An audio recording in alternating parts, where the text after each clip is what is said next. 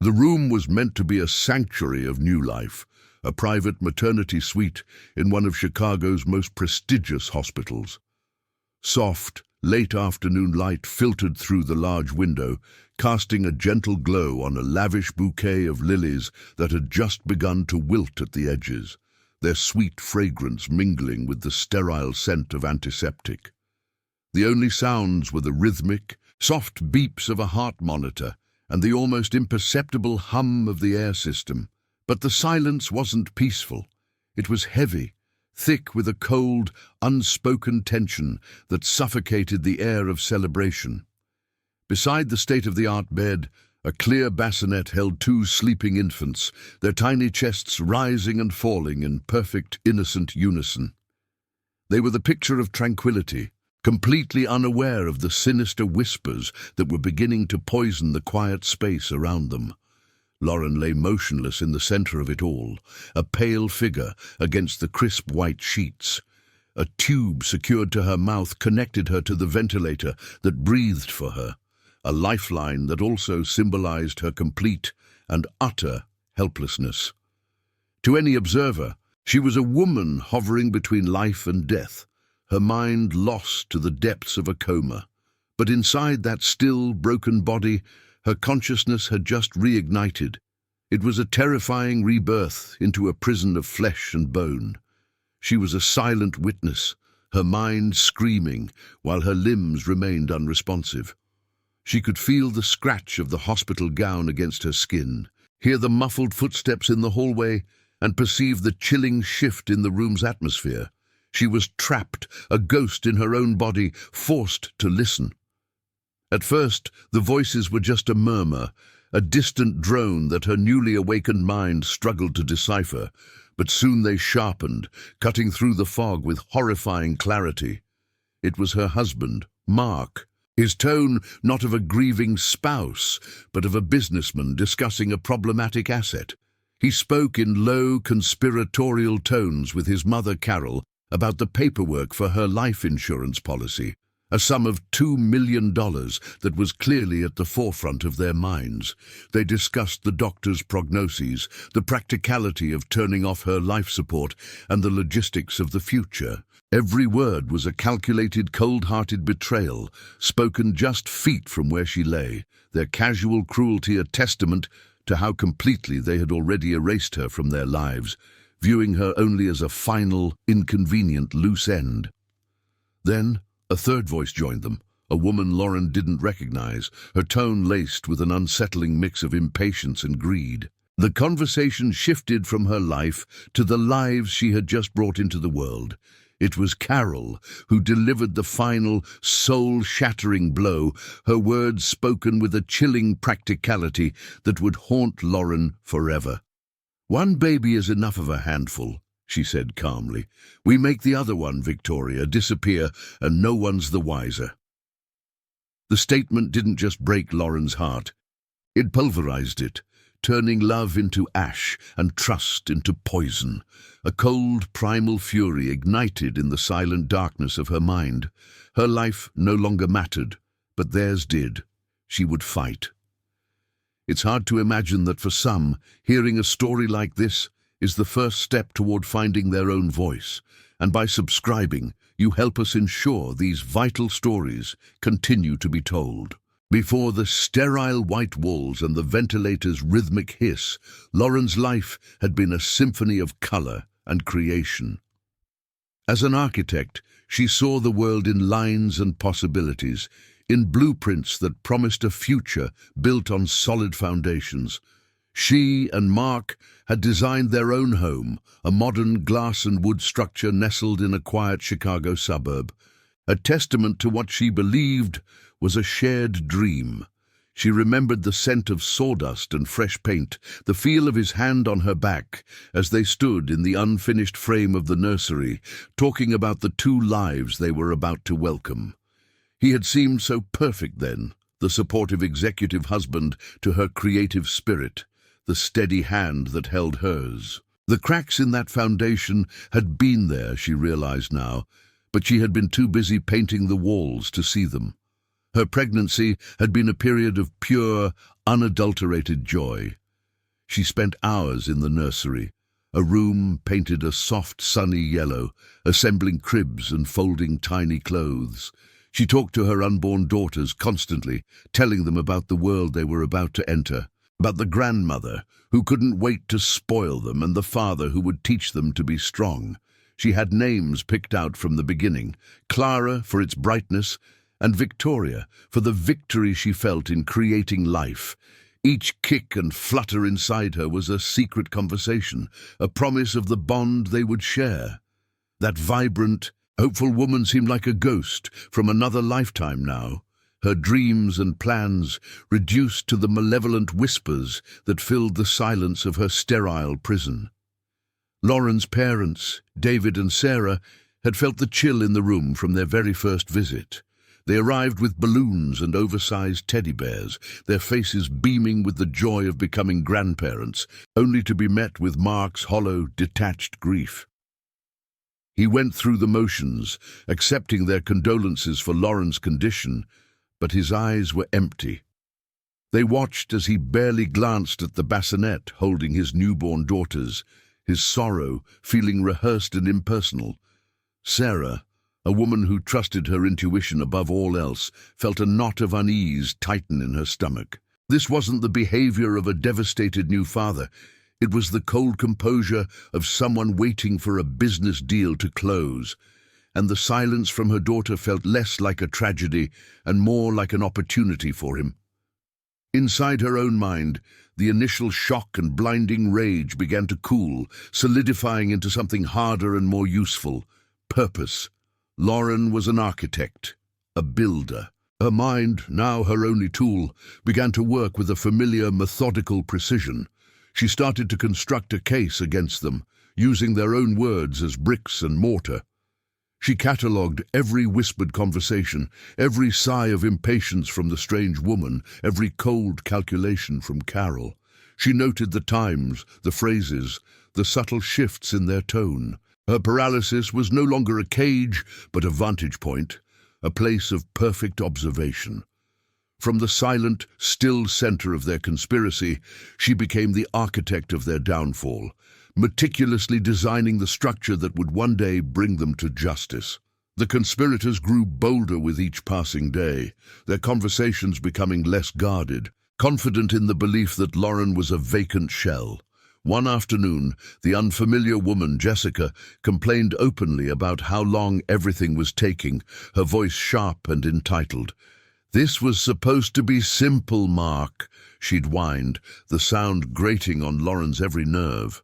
Carol then spoke of practicalities, discussing which of Lauren's personal belongings could be sold quickly, her tone that of an estate manager liquidating assets. They talked about the orphanage for Victoria as if they were arranging for a package to be delivered, a simple, emotionless transaction to solve an inconvenient problem.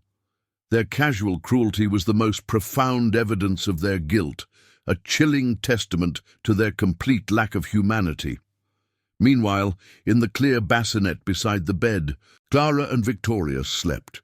Their tiny fists curled near their cherubic faces. They were identical, perfect mirrors of innocence, their chests rising and falling in the gentle, untroubled rhythm of new life. Occasionally, one would stir, a soft sigh escaping her lips, a hand reaching out as if grasping for a mother she could not feel.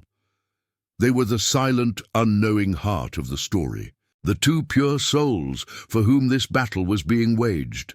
Lauren could not see them, but she could picture them perfectly, their scent, the feel of their delicate skin. They were her reason, her anchor, the twin flames of hope burning in the suffocating darkness of her betrayal, a constant reminder of what was truly at stake. Lauren's internal world became a battleground.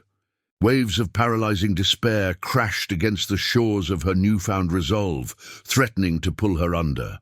The memory of Mark's voice, so full of feigned love just weeks before, now twisted into a weapon of self-doubt and agony. Was any of it real? Had she been a fool all along? But every time the grief threatened to consume her, The image of Victoria would surface in her mind. She pictured her daughter alone in a sterile orphanage, a nameless face in a crowd, and the thought was a jolt of electricity to her soul. Her own pain, her own shattered heart, became secondary. The instinct to protect her child was a primal force, far more powerful than any personal sorrow or physical limitation. It is in these moments of absolute darkness, when all seems lost, that the true measure of a person's spirit is revealed. For some, the weight of such a betrayal would be an anchor, dragging them into an abyss from which they might never return.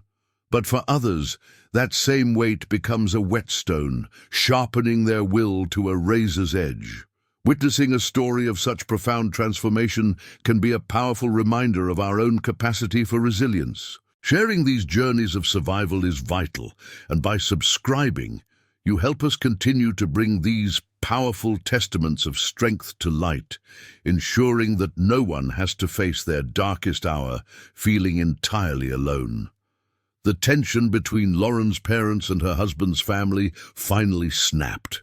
During their next visit, David and Sarah walked in to find Carol methodically packing a small diaper bag, but she was only packing for one. One set of clothes, one blanket, one bottle. Sarah's breath caught in her throat. She confronted Mark directly, her voice trembling with a mixture of fear and rage. "What is she doing? Where are you taking one of my granddaughters?"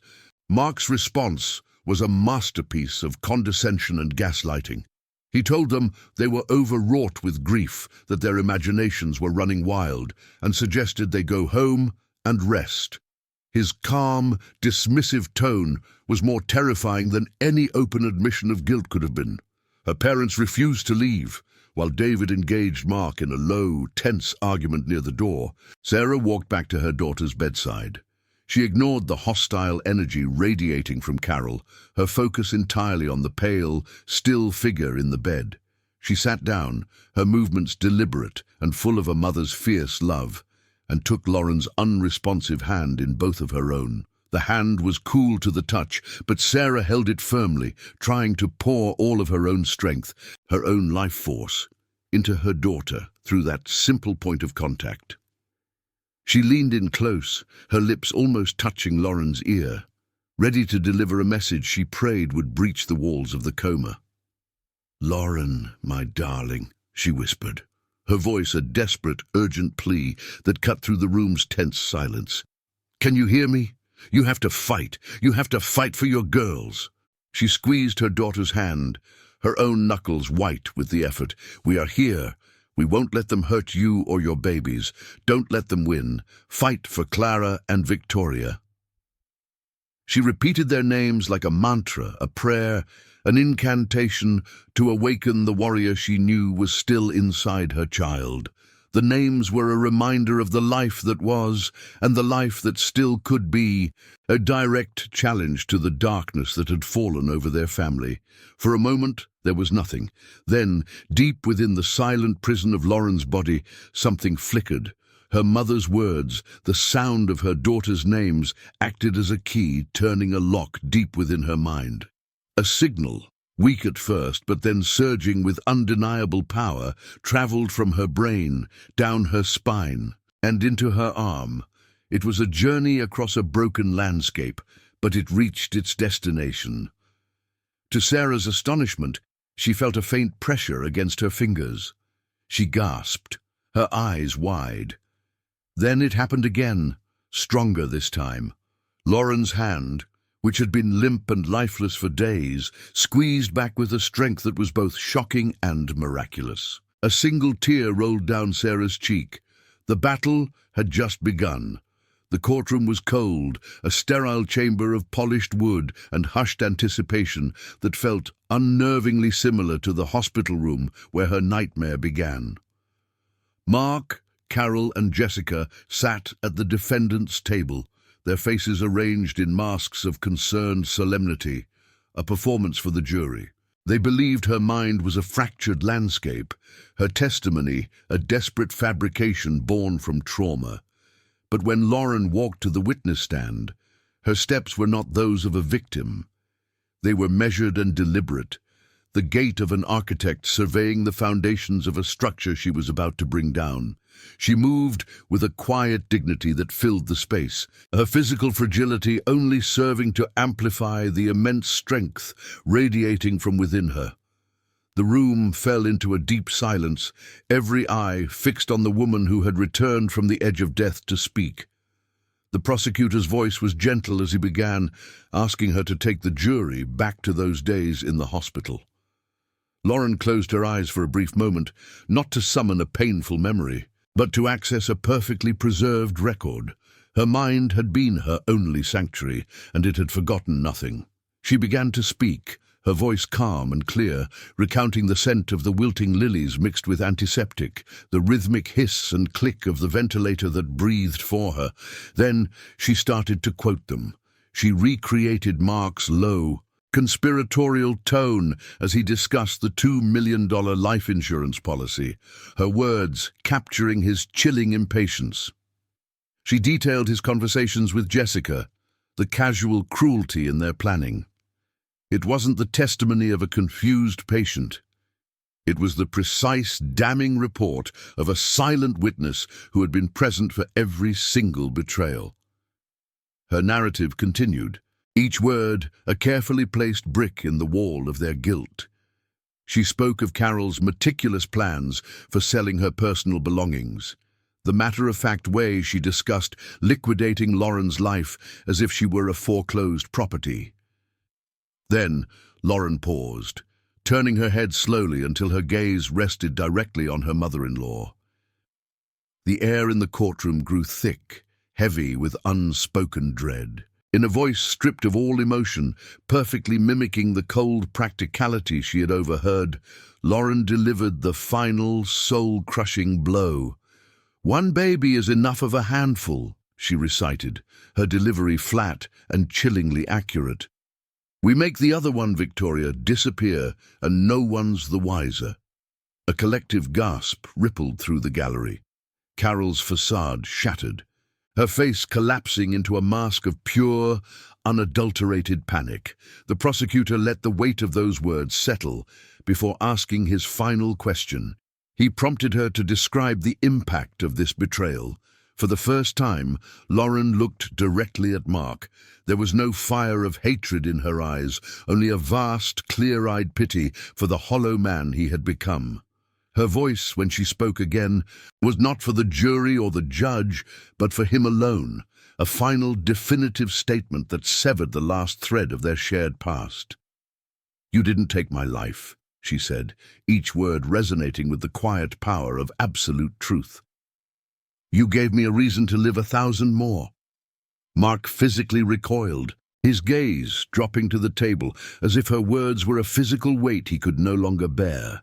In that instant, the verdict was rendered not by the jury, but by the undeniable truth that had finally been spoken aloud. The guilty verdict was a formality, a legal stamp on a truth she had carried in silence for months. Walking out of the courthouse into the bright, open air, flanked by her parents, Lauren didn't feel a surge of vengeful triumph. Instead, a profound and gentle peace settled over her, the kind that comes after a long and brutal storm has finally passed. Justice, for her, had never been about punishment. It was about reclamation, reclaiming her voice, her story, and above all, the safety and future of her two precious daughters. She had closed the door on a life built on a lie, not with a slam, but with a quiet, resolute click. It's a powerful thing to witness someone find their voice after it was so brutally silenced. Sharing these stories is what we do, and when you subscribe, you become a part of that mission, helping to ensure more voices like Lauren's are finally heard. The grey skyline of Chicago, once a canvas for her architectural dreams, became a monument to a life she had to leave behind.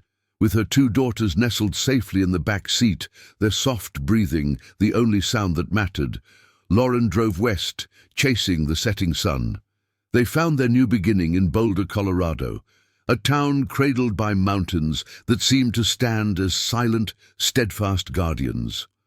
Their home was a small, sun-drenched house with a garden, a world away from the cold glass and steel she had once designed with Mark. Here, the air smelled of pine and possibility, not antiseptic and betrayal. Every morning, as she watched Clara and Victoria play on the lawn, their laughter echoing in the clear mountain air, she felt the last vestiges of the old shadows recede, replaced by the quiet, steady warmth of a future she was building on her own terms. Instead of blueprints and steel beams, Lauren began to work with flour, water, and yeast. She opened a small, artisanal bakery in the heart of town, a cozy haven she named the Rising Loaf. The act of creation was a form of therapy, a way to knead her pain into something that brought warmth and nourishment to others. The scent of fresh bread and cinnamon filled the air, a constant comforting presence that replaced the sterile memory of the hospital. Her hands, once limp and unresponsive, were now strong and capable, shaping dough with a practiced grace. The bakery became more than a business. It was the heart of her new life, a symbol that even after the most brutal fire, it was possible to create sweetness, to rebuild, and to rise again, stronger and more whole than before. As years passed and her daughters grew, Lauren knew her journey was not meant to be hers alone. The $2 million from the insurance policy, the very sum that had motivated such profound cruelty, became the seed for something powerful and good. She founded a non-profit organization, the Phoenix Project, a legal and psychological support center for women trapped in situations of domestic and psychological abuse. Her own story, once a source of private agony, became her platform. She transformed the cold, hard evidence she had meticulously collected in her mind into a curriculum of empowerment, teaching women how to recognize manipulation, gather evidence, and find their own voices. Her pain had not been an endpoint. It had become a catalyst, a foundation upon which she built a legacy of hope and a sanctuary for others. Her life was no longer defined by the silence of a hospital room, but by the vibrant sounds of a bustling bakery and the grateful whispers of the women she helped. She watched Clara and Victoria grow into compassionate, intelligent young women, their existence a daily testament to the battle she had won. Her victory wasn't loud or vengeful, it was in the quiet dignity of a life rebuilt, a purpose discovered in the ashes of betrayal. Lauren's story is a powerful reminder that the human spirit can forge strength from suffering and that love is a force that cannot be silenced. It's an honor to bring these accounts of resilience to light, and by subscribing, you help us continue to share these vital narratives of survival and hope with the world.